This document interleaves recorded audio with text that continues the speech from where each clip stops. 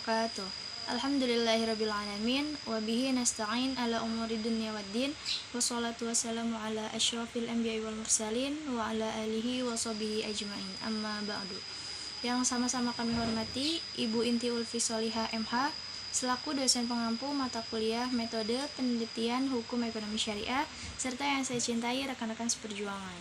Pada kesempatan kali ini, saya Nabila Fitriani akan menjelaskan suatu penelitian, di mana penelitian tersebut berjudul Sistem Ganti Rugi Terhadap Barang Pinjaman dalam Perspektif Hukum Ekonomi Syariah, di mana sistem ganti rugi terhadap barang pinjaman ini mencakup beberapa rumusan masalah, di antaranya yaitu apa sih tujuan ganti rugi dalam perspektif hukum ekonomi syariah itu sendiri, kemudian bagaimana hakikat ganti rugi dalam perspektif hukum ekonomi syariah, kemudian bagaimana Imam Syafi'i dalam menyikapi ariyah, kemudian yang terakhir bagaimana tinjauan hukum Islam terhadap barang pinjaman.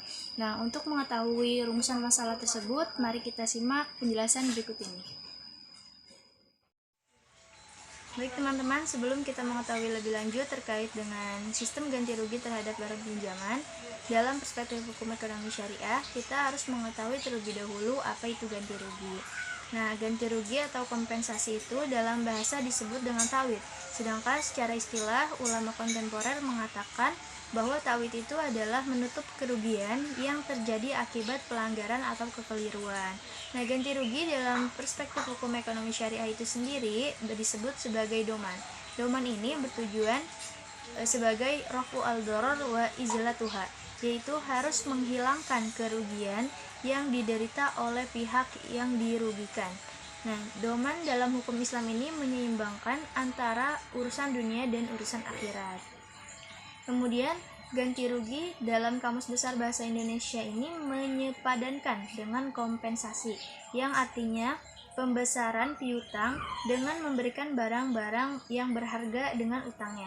Jadi ganti kerugian itu adalah suatu kewajiban yang dibebankan kepada orang yang telah bertindak melawan hukum dan menimbulkan kerugian pada orang lain karena kesalahannya tersebut.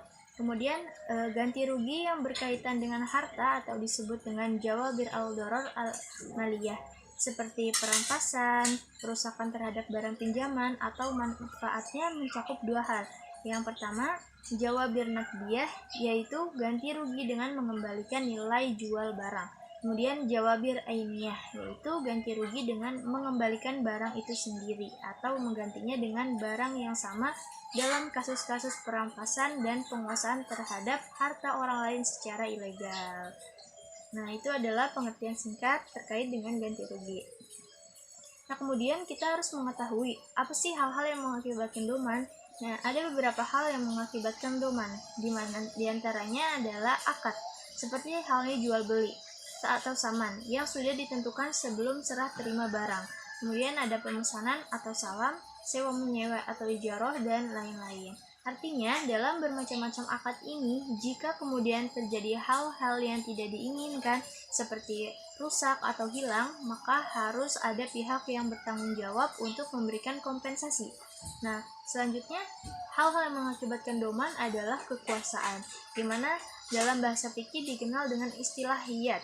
Dibagi menjadi dua. Yang pertama, penguasaan yang tidak atas dasar kepercayaan atau disebut dengan yatul ghairu amanah, yaitu penguasaan barang yang berada pada tangan seorang ghasib, orang yang sedang menawar, orang yang meminjam, dan orang yang melakukan jual beli yang tidak memenuhi syarat rukunnya. Nah, demikian juga menurut salah satu pendapat orang yang menjadi suruhan orang lain. Kemudian yang kedua, penguasaan yang didasarkan kepercayaan atau disebut dengan yad muta'manah, seperti kewenangan yang terdapat dalam akad titipan atau wadiah, kongsi atau syirkah, persekutuan modal atau mudharabah, perwakilan, dan sebagainya. Nah, kekuasaan atas dasar amanah ini apabila tidak digunakan sebagaimana mestinya akan berubah menjadi iyad doman. Artinya, ketika barang yang dipercayakan kepadanya rusak, maka ia wajib untuk menggantinya. Nah, baik teman-teman, selanjutnya yang kita harus tahu itu adalah tinjauan hukum Islam tentang barang pinjaman. Nah, sebelumnya kita juga harus tahu apa sih pinjam meminjam. Nah, pinjam meminjam ini atau disebut dengan ariyah itu adalah membolehkan kepada orang lain mengambil manfaat sesuatu yang halal untuk mengambil manfaatnya dengan tidak merusak zatnya.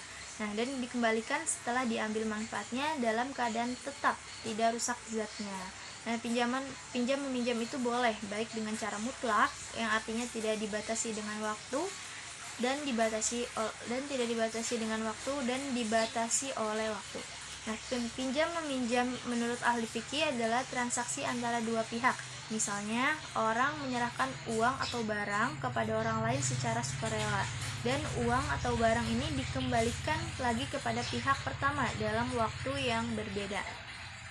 Nah, dengan hal yang serupa, perlu kita ketahui bahwa pinjam meminjam dalam bahasa Arab itu dikenal dengan sebutan ariyah, yang artinya adalah pinjaman. Sedangkan pengertian menurut istilah syariah Islamnya, pinjam meminjam itu adalah akad atau perjanjian yang berupa pemberian manfaat dari suatu benda yang halal dari seseorang kepada orang lain, tanpa adanya imbalan dengan tidak mengurangi ataupun merubah barang tersebut, dan nantinya akan dikembalikan lagi setelah diambil manfaatnya.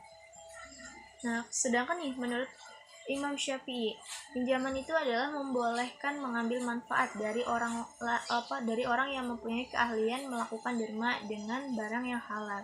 Diambil manfaatnya dalam keadaan barangnya masih tetap utuh untuk dikembalikan kepada orang yang melakukan kesukarelaan tersebut.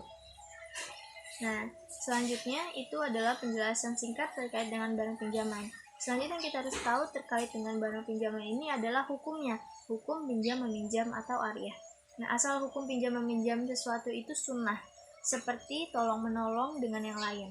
Nah, kadang-kadang menjadi wajib, seperti meminjamkan kain kepada orang yang terpaksa dan meminjamkan pakaian untuk menyembelih binatang yang hampir mati. Juga kadang-kadang haram kalau yang dipinjam itu akan dipergunakan untuk sesuatu yang haram. Menurut kebiasaan atau urf, ariyah dapat diartikan dengan dua cara. Yang pertama adalah hakikat, secara hakikat. Nah, ariyah adalah meminjamkan barang yang dapat diambil manfaatnya tanpa merusak zatnya. Menurut Malikiyah dan Hanafiyah, hukumnya adalah manfaat bagi peminjam tanpa ada pengganti apapun, atau peminjam memiliki sesuatu yang sama dengan manfaat menurut kebiasaan. Al-Qurki, ulama Syafi'iyah dan Hanabilah berpendapat bahwa yang dimaksud dengan ariyah adalah kebolehan untuk mengambil manfaat dari suatu benda. Nah, kemudian secara majazi. Ariyah secara majazi itu adalah pinjam meminjam benda-benda yang berkaitan dengan takaran, timbangan, hitungan, dan lain-lain, seperti telur, uang, dan segala benda yang diambil manfaatnya, tanpa merusak zatnya. Nah, ariyah pada benda-benda tersebut harus diganti dengan benda yang serupa atau senilai. Dengan demikian, walaupun termasuk ariyah, tetapi merupakan ariyah secara majazi, sebab benda-benda tersebut tidak mungkin dapat dimanfaatkan tanpa merusaknya. Oleh karena itu, sama saja antara memiliki kemanfaatan dan kebolehan untuk memanfaatkannya. Hukumnya sunnah, sebagaimana tolong menolong. Hukum ini bisa menjadi wajib apabila orang yang meminjam sangat memerlukannya, seperti meminjamkan pakaian untuk menutup aurat itu, maka hukum meminjamkannya adalah menjadi wajib. Kemudian ada juga syarat dan rukun pinjam meminjam atau syarat dan rukun ariyah. Di sini saya akan menjelaskan mulai dari rukunnya. Nah, ulama Hanafiyah ini berpendapat bahwa rukun ariyah hanyalah ijab dari yang meminjamkan barang, sedangkan qabul bukan merupakan rukun ariyah. Nah, menurut ulama Syafi'iyah, dalam ariyah disyaratkan adanya lafaz sihat aqoh, yakni ucapan ijab dan qabul dari peminjam dan meminjamkan barang pada waktu transaksi, sebab memanfaatkan milik barang bertanggung pada adanya izin, yang dikutip dari Rahmat Syafi'i. Secara umum, jumhur ulama fikih menyatakan bahwa rukun ariyah itu ada 4. Yang pertama adalah mu'ir atau yang meminjam. Kemudian ada musta'ir yang meminjamkan. Yang ketiga ada mu'ar atau barang yang dipinjam. Yang terakhir adalah sighat, yaitu sesuatu yang menunjukkan kebolehan untuk mengambil manfaat, baik dengan ucapan maupun perbuatan. Kemudian selanjutnya adalah syarat ariyahnya. Nah, ada beberapa syarat ariyah. Yang pertama itu adalah mu'ir, berakal sehat atau tidak gila ya, dan anak kecil yang tidak berakal tidak dapat meminjamkan barang. Nah, ulama Hanafiyah ini tidak mensyaratkan sudah balik, sedangkan ulama lainnya menambahkan bahwa yang berhak meminjamkan adalah orang yang dapat berbuat kebaikan sekehendaknya tanpa dipaksa, bukan anak kecil, bukan orang bodoh, dan bukan orang yang sedang bangkrut. Kemudian yang syarat yang kedua adalah pemegang barang oleh peminjam Ariyah adalah transaksi dalam berbuat kebaikan yang dianggap sah memegang barang pinjaman, seperti halnya dalam hibah. Kemudian syarat yang ketiga adalah barang musta'ar dapat dimanfaatkan tanpa merusak zatnya. Jika musta'ar tidak dapat dimanfaatkan, akad tidak sah.